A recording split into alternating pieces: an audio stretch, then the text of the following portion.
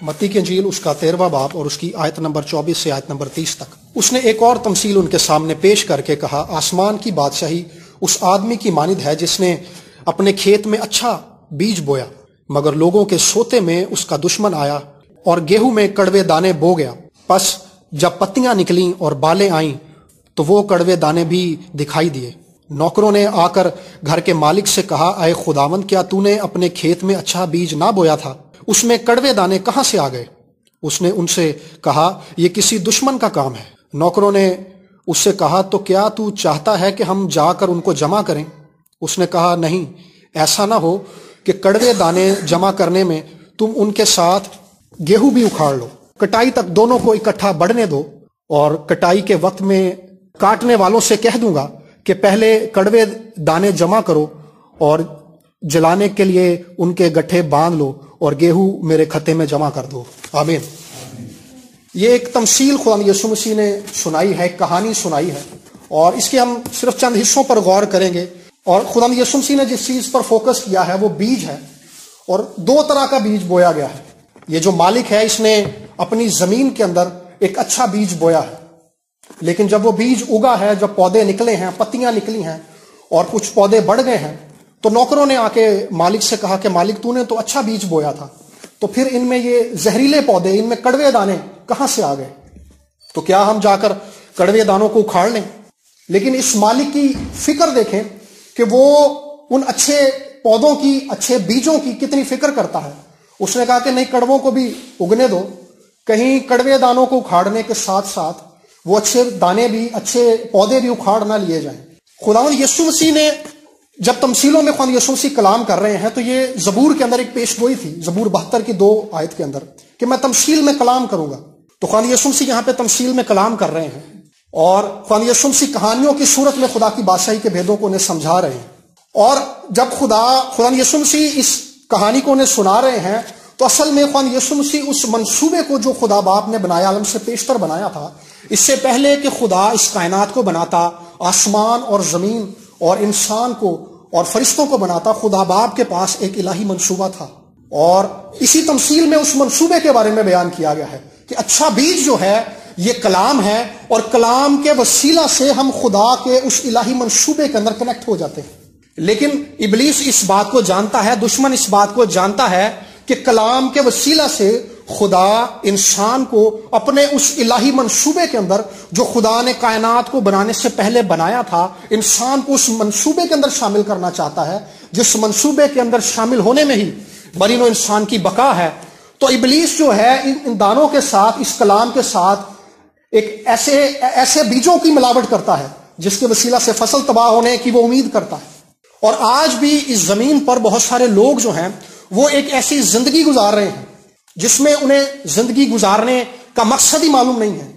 وہ اس بات کو جانتے نہیں ہیں کہ خدا نے ہمیں اس زمین پر کیوں پیدا کیا۔ خدا کے پاس، میں نے جیسے بتایا کہ خدا کے پاس ایک منصوبہ تھا، اور خدا اس منصوبے کے اندر انسان کو شامل کرنا چاہتا تھا، اور انسان کی سلامتی، انسان کی برکت، انسان کی پروٹیکشن اور انسان کی ترقی اور انسان کی زندگی اس منصوبے میں شامل ہونے میں ہی ہے۔ کئی لوگوں کو معلوم ہی نہیں ہے کہ وہ اس زمین پر کیوں پیدا ہو گئے۔ ان کے لیے زندگی بڑی عام سی ہے، وہ صبح اٹھتے ہیں، کام پر چلے جاتے ہیں، کھانا کھاتے ہیں اور سو جاتے ہیں، لیکن ان کے سامنے کوئی واضح ٹارگٹ نہیں ہے کہ انہوں نے اپنی زندگی کو کس دھارے کے اندر لے کر آگے بڑھنا ہے۔ اور کئی لوگ جو ہیں انہوں نے خود ساختہ اپنے لیے مقصد بنا لیے ہیں، ایک ایسے مقصد انہوں نے اپنی زندگی کے لیے ڈھال لیے ہیں جن کا خدا سے تعلق نہیں ہے، اور وہ ان کو پانے کے لیے آگے بڑھ رہے ہیں۔ لیکن جیسے میں نے ابھی ذکر کیا کہ انسان کی بقا اسی میں ہے کہ وہ خدا کے بنائے ہوئے منصوبوں میں شامل ہو جائے، اور ان منصوبوں میں شامل ہونے کے لیے خدا کا کلام ہماری مدد کرتا ہے۔ بغیر خدا کے کلام کے کسی بھی انسان کو اس زمین پر وہ راہ دکھائی نہیں دیتی، اس پر وہ راہ ظاہر ہی نہیں ہو سکتی کہ کس راہ پر چل کر وہ خدا کے الہی منصوبے کے اندر شامل ہو جائے گا۔ انسان ہوتے ہوئے ہماری سوچ محدود ہے، اور ہمارا اختیار، ہماری پہنچ اور ہماری صلاحیتیں محدود ہیں، لیکن جب ہم خدا کے منصوبے میں شامل ہوتے ہیں تو اس میں خدا کی فیور، خدا کا اختیار، خدا کی قدرت شامل ہو جاتی ہے۔ جب ہم خدا کے منصوبے میں شامل ہوتے ہیں تو ہم اصل میں خدا کی قدرت میں شامل ہو جاتے ہیں، خدا اپنے منصوبے کو ہمارے وسیلہ سے پورا کرتا ہے، اور انسان سے خدا یہ تقاضا کرتا ہے کہ وہ خدا کے کلام کے وسیلہ سے اس الہی منصوبے میں شامل ہو جائے۔ یونگ یچو کو خدا نے ایک منصوبہ دیا کہ تو اس بات کے لیے ایمان رکھ۔ خدا نے اس سے کلام کیا۔ ہم بات کریں کہ جو بیج ہے وہ خدا کا کلام ہے، اور خدا کلام کے وسیلہ سے اپنے منصوبوں کو ظاہر کرتا ہے اور اس کے وسیلہ سے اپنے منصوبوں میں شامل کرتا ہے۔ اس شخص سے خدا نے کلام کیا کہ میں تجھے 1000 کی کلیسیا دوں گا، جبکہ اس وقت اس کی یہ حالت نہیں تھی، اور چند عرصے کے بعد خدا نے اس کو 1000 کی کلیسیا دے دی۔ پھر خدا نے کہا جی میں تجھے 3000 کلیسیا دوں گا۔ 5 سال بعد خدا نے اپنے اس کلام کو بھی پورا کر لیا۔ پھر خدا نے کہا میں تجھے 50,000 کلیسیا دوں گا۔ خدا نے 50,000 کلیسیا بھی اس شخص کو دے دی۔ پھر 2 لاکھ پہ بات آ گئی، خدا نے کہا میں 2 لاکھ کلیسیا دوں گا۔ خدا نے 2 لاکھ کلیسیا بھی دے دی۔ دیکھیں کس طرح سے جب وہ خدا کے منصوبے میں شامل ہوا ہے تو اس کی زندگی کے وسیلہ سے کتنے خاندان خدا کے قریب آ رہے ہیں، خدا کی پہچان کو پا رہے ہیں، اور خدا کی قدرت ان گھرانوں کے اندر ظاہر ہو رہی ہے، اور خدا کی بادشاہی زمین پر پھیل رہی ہے۔ اور پھر خدا نے کہا کہ میں تجھے 7 لاکھ کلیسیا دوں گا، اور خدا نے اپنے اس کلام کو بھی پورا کر دیا۔ اور پھر وہ کہتا ہے کہ میری کلیسیا 8,20,000 ہو گئی، اور میں نے خدا سے کہا، یونگ یچو نے خدا سے کہا کہ خداوند اب 1 ملین کلیسیا کر دے میری، 10 لاکھ کلیسیا کر دے میری۔ کہتا خدا نے کہا نہیں میں 10 لاکھ نہیں کروں گا۔ کہتا خدا نے مجھے ایک نیا منصوبہ دیا۔ خدا نے کہا کہ نئی کلیسیاں، آزاد کلیسیاں قائم کر، ان کو تعلیم دے، ان کو سکھا، اور وہ آگے کام کریں گے اور وہ پھیل جائیں گے، اور اس کے ساتھ ساتھ میں تجھے نئے منصوبے دوں گا۔ کس طرح سے دیکھیں اس شخص نے اپنے آپ کو پیش کیا ہے، اس نے خدا کے کلام کو قبول کیا ہے، خدا کے کلام پر ایمان رکھا ہے، اور اس شخص کے وسیلہ سے خدا نے اپنے منصوبے کو اس زمین پر پھیلانا شروع کر دیا ہے۔ آج بھی وہ شخص جو خدا کے منصوبے میں شامل کر دیا جاتا ہے، خدا اس اکیلے شخص کے وسیلہ سے خدا گھرانوں پر، کلیسیاؤں پر، اور ملکوں پر اور قوموں پر اپنی قدرت کو اور اپنے منصوبوں کو ظاہر کرتا ہے۔ اور خدا شخصی طور پر بھی کسی شخص سے یہی تقاضا کرتا ہے کہ کسی بھی گھرانے کا ایک فرد میرے ساتھ کھڑا ہو اور وہ اپنی زندگی کو میرے منصوبے کے ساتھ منسلک کر لے، میرے ساتھ جڑ جائے، میرے ماسٹر پلان کے آگے اپنے آپ کو جھکا دے۔ اور خدا اس کے وسیلہ سے اس کے گھرانے کے اندر تبدیلی لاتا ہے، اس کے بھائیوں بہنوں کے اندر تبدیلی لاتا ہے، اس کے والدین کے اندر تبدیلی لاتا ہے، اس کے اپنے رویوں کے اندر تبدیلی لاتا ہے، اور یہ کام پھیلتا چلا جاتا ہے۔ صرف ضرورت کس بات کی ہے کہ کوئی اپنے منصوبوں کو، اپنے ارادوں کو اور ان خیالات کو جو اس نے اپنے لیے گھڑے ہیں ان کو ایک طرف رکھ کر اس منصوبے کو قبول کرے جو خدا کا منصوبہ ہے۔ زمین پر ترقی کر لینا اور خوشحالی پا لینا اور کسی مرتبے کو پا لینا زندگی کے مقصد کو پا لینا نہیں ہے۔ زندگی کے مقصد کو پا لینا اسی بات میں چھپا ہوا ہے کہ کوئی شخص اس بھید کے اندر اپنے آپ کو منسلک کر لے جو خدا نے بنایا، عالم سے پیشتر بنایا تھا، مسیح یسوع کے اندر بنایا تھا۔ اور یونگ یچو کہتا ہے کہ ایک دن ایک شاگرد میرا آیا، اس نے کہا کہ سر خداوند نے میرے سے کلام کیا کہ تو ایک چرچ بنا بڑا، اور تو بینک سے قرضہ لے اور ایک بڑا چرچ بنا۔ کہہ رہا اس نے چرچ بنا لیا۔ کہہ رہا میں نے کہا بیٹا اگر تجھے خدا نے کہا ہے تو ضرور بنا، اور اس نے چرچ بنا لیا۔ اور اس کے بعد وہ آیا، کہہ رہا استاد جی چرچ تو بن گیا لیکن بندہ کوئی نہیں آ رہا چرچ میں۔ کہہ رہا بیٹا تو نے اپنا منصوبہ، تو نے خدا کے منصوبے کو جانا نہیں، خدا کے منصوبے کی تلاش نہیں کی، خدا کے منصوبے کو پانے کے لیے خدا کے حضور میں بیٹھا نہیں ہے، اپنے آپ کو خدا کے ساتھ کنیکٹ نہیں کیا، اس لیے تجھے خدا کا منصوبہ پتہ نہیں ہے۔ اس لیے یہ کیونکہ تیرا اپنا منصوبہ تھا اس لیے تو پیچھے رہ گیا۔ لیکن ترقی، میں نے بتایا کہ انسان کی بقا اسی میں ہے۔ ترقی کی بات تو بہت چھوٹی ہے، انسان کی بقا اس بات میں ہے کہ وہ اپنے آپ کو الہی منصوبوں کے ساتھ جوڑ لے، اور اس بات کے اندر خدا کا بے بیان رحم اور خدا کا فضل اور خدا کی محبت چھپی ہوئی ہے کہ خدا جس نے اس کائنات کو بنایا ہے، آسمان اور زمین کو بنایا ہے، فرشتوں کو بنایا ہے، وہ اپنے منصوبوں کے اندر انسان کو شامل کر رہا ہے، وہ اپنی مرضی کے اندر انسان کو شامل کر رہا ہے۔ لیکن اس میں شامل ہونے کے لیے ضرورت اس بات کی ہے کہ وہ کلام جو خدا نے ہمیں بخشا ہے، وہ کلام جو لکھا ہوا ہمیں ملا ہے، ہم اس کلام کے وسیلہ سے خدا کی تلاش کرنا شروع کریں کہ خدا میری زندگی سے کیا منصوبہ رکھتا ہے، میں کس طرح سے خداوند اپنی زندگی کو تیرے تابع کر سکتا ہوں۔ اور دوسری بات جو اس تمثیل میں بیان کی گئی کہ جب وہ پودے اگے ہیں اور اگ کر تھوڑے بڑے ہو گئے ہیں تو نوکروں نے آ کے مالک سے کہا کہ مالک تو نے تو اچھا بیج بویا تھا، تیرے منصوبے، تیرے ارادے تو سلامتی کے تھے، لیکن ان کے اندر یہ کڑوے اور زہریلے پودے کہاں سے اگائے ہیں؟ بہت ساری ایسی خواہشات نے، بہت سارے ایسے خیالات نے انسان کو اور ایمانداروں کو گھیر لیا ہے جو خدا کے منصوبے میں براہ راست شامل نہیں ہیں، اور جن کی وجہ سے انسان کو ایسا لگ رہا ہوتا ہے، ایمانداروں کو ایسا لگ رہا ہوتا ہے کہ ہم خدا کے منصوبے میں ہی موو کر رہے ہیں، لیکن ایسا ہوتا نہیں ہے۔ کئی بار ایسا ہوتا ہے کہ لوگ جب توبہ کرتے ہیں تو بڑے اچھے طریقے سے وہ خدا کے ساتھ چل رہے ہوتے ہیں، لیکن پھر انہیں پتہ نہیں چلتا کہ ان کی راہ کب بگڑ جاتی ہے۔ لکھا کہ رات کو چپکے سے آ کر دشمن نے ان میں کڑوے دانے بو دیے۔ انہیں پتہ نہیں چلتا کہ ان کی زندگیوں کے اندر ابلیس نے کس طور سے آمیزش کر دی ہے، دنیاوی باتوں کی، دنیاوی چیزوں کی، دنیاوی خیالات کی، اور ان کی خود ساختہ ترقی کے خیالات کی۔ انسان کی خود ساختہ ترقی کے خیالات جو ہیں روحانی طور پر اس کو بڑھنے سے روک دیتے ہیں۔ کئی دفعہ ہم اپنی زندگی کا مقصد اس چیز کو بنا لیتے ہیں کہ ہم نے ترقی کرنی ہے، ہم نے خوب مضبوط ہونا ہے، اور ہم نے اپنا نام اس زمین پر بڑھا دینا ہے۔ یہ خدا کا منصوبہ نہیں ہوتا، یہ خود ساختہ ترقی کا منصوبہ ہے۔ یہ ایک ایسی آمیزش ہے جو ابلیس ہماری زندگیوں میں کر رہا ہوتا ہے، یا ابلیس نے کر دی ہوتی ہے اور ہمیں پتہ نہیں چل رہا ہوتا۔ ہم اسی چیز کو لے کر خدا کے ساتھ چل رہے ہوتے ہیں، اور ہم سوچ رہے ہوتے ہیں کہ ہماری زندگی کے اندر برکت کیوں نہیں آ رہی، ہماری زندگی کے اندر خدا کی برکات کا فلو ایسا کیوں نہیں ہے جیسا دوسروں کی زندگی کے اندر ہے۔ اس کی وجہ یہ ہے کہ آمیزش ہو گئی، کڑوے دانے بو دیے گئے ہیں۔ بائبل کے ایک ترجمے میں ان کے لیے زہریلے دانے بھی استعمال کیا گیا ہے، کہ زہریلے دانے جن کے اندر کڑواہٹ ہے، اور لکھا ہے کہ خیال کرو کہ کوئی کڑوی جڑ تمہیں پھوٹ نہ نکلے۔ اور موجودہ دور کے اندر بہت ساری ایسی تعلیمات جو ہے رائج ہو گئی ہیں، اور ایسی تعلیمات کلیسیا کو دی جا رہی ہیں جن کا براہ راست بائبل مقدس کی حقیقی تعلیم سے نہیں ہے۔ جن میں سے ایک تعلیم یہ ہے کہ یسوع مسیح خدا نہیں ہے، جبکہ بائبل مقدس یہ بیان کرتی ہے کہ وہ خدا ہے۔ لکھا ہے کہ وہ دیکھے خدا کی صورت، وہ خدا کی صورت ہے، وہ خدا ہے۔ سو ایسی بہت ساری چیزیں ہیں جو ابلیس نے کلیسیا کے اندر ڈال دی ہیں تاکہ کسی طور سے وہ اس کلام کو غلط ثابت کر سکے جو خدا نے دیا ہے۔ لیکن اس کلام کے اندر قدرت ہے۔ دیکھیں اس کلام کی خوبصورتی کیسی ہے کہ کڑوے دانوں کے باوجود جو حقیقی بیج ہے وہ وہاں پہ اگ گیا ہے، وہ انہیں دبا نہیں سکا۔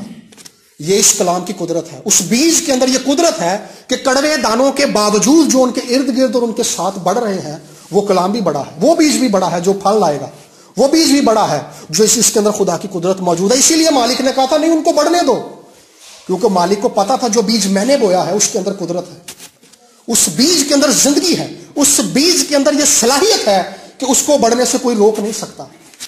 حقیقی کلام اور حقیقی انجیل جب سنائی جاتی ہے تو اس کا اثر فوراً ظاہر ہوتا ہے، قدرت کے ساتھ اور جلال کے ساتھ ظاہر ہوتا ہے۔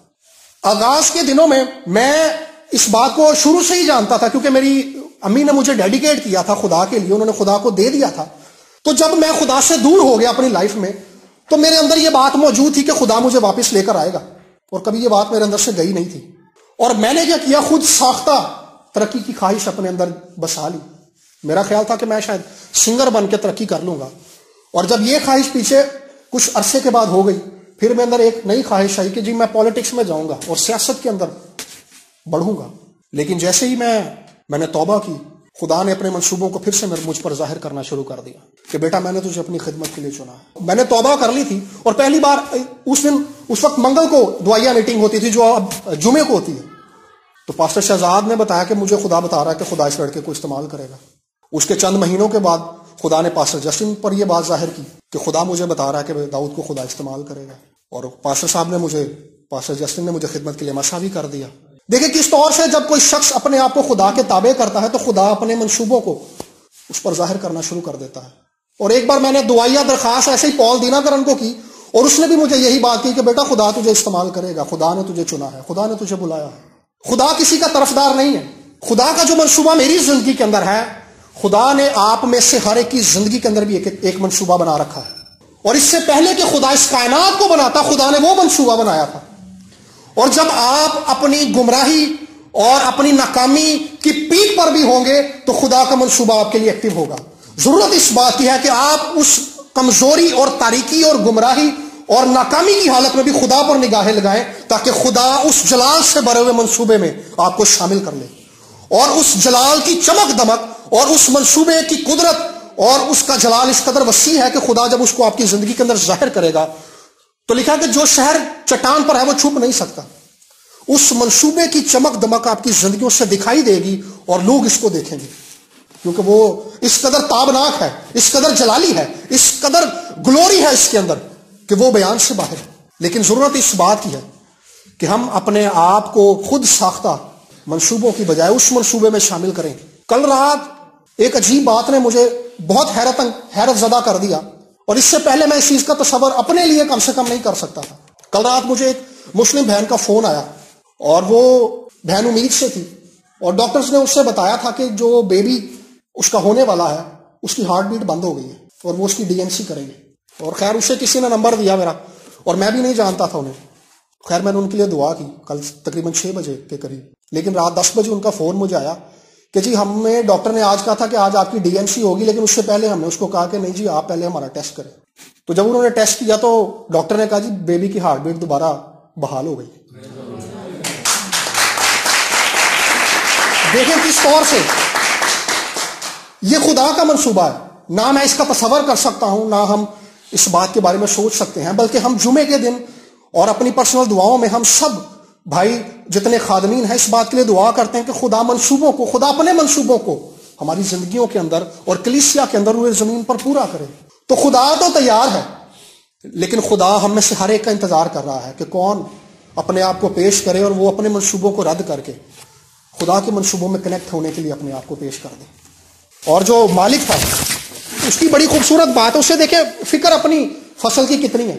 اس نے کہا کہ نہیں دونوں کو بڑھنے دو، کہیں تم خراب کو اکھاڑنے کے چکر میں اچھے بیج کو بھی تباہ نہ کر دو. میرے عزیزو، بعض اوقات ہمیں لگتا ہے کہ اس زمین پر رہتے ہوئے ہمارے ارد گرد کے ایسے لوگ ہمارے ارد گرد موجود ہوتے ہیں جو ہمارے لیے تکلیف کا باعث ہوتے ہیں، لیکن جب تک ہم اس زمین پر ہیں ہمیں ان کے ساتھ ہی رہنا پڑے گا. یہ ایک حقیقت ہے. لیکن خدا کا فضل اور خدا کا رحم ہم پر یہ ہے کہ خدا ان کے ساتھ رکھ کر ہی ہمیں روحانی طور پر ترقی بخشے گا، ہمیں روحانی طور پر مضبوط کرے گا اور اس زمین پر اپنے جلال کے لیے استعمال کرے گا. خدا کی بادشاہی 2 طرح سے ظاہر ہوگی، ایک روحانی طور پر اور ایک ظاہری طور پر. روحانی طور پر تو اسی طرح سے جس طرح سے ہم ایمان لاتے ہیں اور ہمارے درمیان میں خدا کی بادشاہی ہے، یہ طریقہ ہے. لیکن جب خدا کی بادشاہی ظاہری طور پر آئے گی تو اس بادشاہی کے اندر خدا جو ہے ان لوگوں کو جو ہمارے لیے ٹھوکر کا باعث ہیں، وہ باتیں جو ہمارے لیے تکلیف کا باعث ہیں، خدا ان لوگوں کو ہمارے لیے ہمارے زندگی سے دور کر دے گا، اور اس بادشاہی کے اندر خدا کے بیٹے ہوں گے، جیسے اس تمثیل میں ہم نے پڑھا تھا کہ بادشاہی کے وارث اس میں ہوں گے. آج ضرورت اس بات کی ہے کہ خدا کے کلام کا بیج جب ہماری زندگیوں کے اندر خدا نے بویا ہے یسوع مسیح کے وسیلہ سے، اور یسوع مسیح نے اس کلام کی ذمہ داری جو ہے اب ایمانداروں کو بخش دی ہے، خادمین کو بخش دی ہے، اور خادمین اس کلام کو لے کر آگے بڑھتے ہیں. تو یہ کلام جب بویا جاتا ہے، یہ اس کلام جب سنایا جاتا ہے، تو خدا اس کلام کے وسیلہ سے زندگیوں سے اور ایمانداروں سے یہ تقاضا کرتا ہے. کیونکہ یہ جو تمثیل ہے ایک تمثیل بیج بونے والے کی ہے، اس تمثیل کے اندر زمینوں کی بات کی گئی ہے، لیکن اس کے اندر اچھی زمین کی بات کی گئی ہے، وہ زمین جو پھل لاتی ہے، اس کے اندر اب بیج کی بات ہو رہی ہے. خدا اپنے کلام کی قدرت کے وسیلہ سے میرے عزیزو ہم سب کی زندگیوں کو اس منصوبے کے اندر شامل کرنا چاہتا ہے جو خدا کا منصوبہ ہے. اور خدا آپ میں سے ہر ایک کو اس جلالی اور بیش بہا اور الفاظ میں بیان نہ ہونے والے منصوبے کے اندر آپ کو شامل کرنا چاہتا ہے. ہنوک کے تعلق سے ایک بڑی خوبصورت بات مجھے لگی کہ ہنوک جو تھا زندہ اٹھا لیا گیا تھا، کیونکہ اس شخص نے اس بات پر ایمان رکھ لیا تھا کہ میں موت کو نہیں دیکھوں گا. لیکن خداوند یسوع مسیح کے وسیلہ سے ایمانداروں کو خدا نے ایک ایسی قدرت سے نواز دیا ہے. صلیب کی قدرت کے اندر خدا کا ایک ایسا جلال موجود ہے کہ ہنوک تو زندہ اٹھا لیا گیا، لیکن ایمانداروں کو خدا نے ایک ایسا استحقاق بخشا ہے کہ ایماندار مر کے پھر زندہ ہو جائے گا. یسوع مسیح کے وسیلہ سے یہ اس انجیل کے پیغام کی قدرت ہے کہ موت بھی اس پر غالب نہیں آ سکتی. خدا موت کے بعد اپنے الہی منصوبے کو کھول کے انسان پر ظاہر کر دے گا. ہم اس زمین پر اس منصوبے کے اندر موو کر رہے ہیں، لیکن جب ہم اس زمین سے چلے جائیں گے تو ہم اس جلال کی قدرت کو اور خدا کے اس الہی منصوبے کے جلال کو دیکھ لیں گے جس کے لیے خدا نے ہمیں بلایا ہے. اس منصوبے کی قدرت بنائے عالم سے پیشتر موجود تھی، اور اس زمین پر خدا اس کو ظاہر کر رہا ہے. اور خدا اعلانیہ طور پر قدرت کے ساتھ اور ویزیبلی، جیسے لکھا ہے خدا کے کلام میں کہ ابھی تو دھندلا سا دکھائی دیتا ہے، لیکن تب خدا جلال اور قدرت کے ساتھ ہمیں مردوں میں سے زندہ کر کے اس الہی منصوبے کو صریحاً ہمیں دکھا دے گا جو خدا نے ہم میں سے ہر ایک کے لیے بنایا ہے. اس زمین پر ہماری سلامتی، ہماری بقا اس بات میں ہے کہ ہم اپنے آپ کو اس الہی منصوبے میں شامل کر لیں، اس کلام کے وسیلہ سے، کلام کے اس بیج کے وسیلہ سے، جس کے وسیلہ سے خدا یسوع مسیح کے روز ہمیں مردوں میں سے جلائے گا. آئے آنکھوں کو بند کریں گے اور اس استحقاق کے لیے جو مسیح کے مردوں میں سے زندہ ہونے کے وسیلہ سے ہمیں بخشا گیا ہے کہ ہم مردوں میں سے جلائے جائیں گے खुदावंद की शुक्रगुजारी करना शुरू करें और जो कुछ भी हमने आज तक अपनी जिंदगी के बारे में सोचा है उसको एक तरफ करते हुए खुदा से आज ये कहें कि खुदावंद मैं बराह रास्त अपनी जिंदगी को उस मंसूबे में कनेक्ट करता हूं, अपने कलाम के वसीला से मुझे उस मंसूबे में कनेक्ट कर जिसके अंदर तेरा जोर पे नहा है, जिस पर कोई गालिब नहीं आ सकता, जिस पर ना तो इस जमीन की कोई कुव्वत गालिब आ सकती है, ना आसमानों की कोई कुव्वत गालिब आ सकती है, ना आलमे अरवा उस पर गालिब आ सकता है, ना इबलीस की कुव्वतें उस पर गालिब आ सकती हैं, ना ही हुकूमतें उस पर गालिब आ सकती हैं, ना ही इंसान उस पर गालिब आ सकता है। कोई कुदरत उस मंसूबे को पूरा होने से रोक नहीं सकती, क्योंकि वो मंसूबा बराह रास्त खुदा का मंसूबा है और खुदा अपनी कुदरत के वसीला से हर उस बशर की जिंदगी के अंदर उस मंसूबे को पूरा करेगा जो अपने आप को पेश करेगा इस मंसूबे में कनेक्ट होने के लिए। हालेलुया, खुदा की शुक्रगुजारी करना शुरू करें। हालेलुया, तेरी सिताइश करते हैं।